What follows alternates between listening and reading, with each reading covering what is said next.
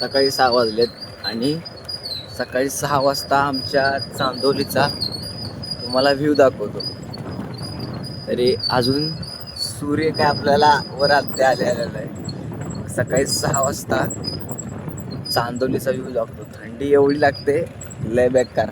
आणि आता व्ह्यू बघा चांदोलीचा आपला. आणि फक्त आता आवाज ऐका, चांदोलीचा आवाज.